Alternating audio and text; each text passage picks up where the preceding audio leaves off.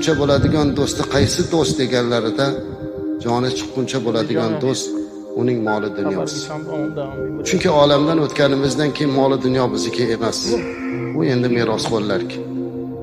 Qabrigacha boradigan do'st kim? Bu uning farzandlari, aqrabo, yaqinlari.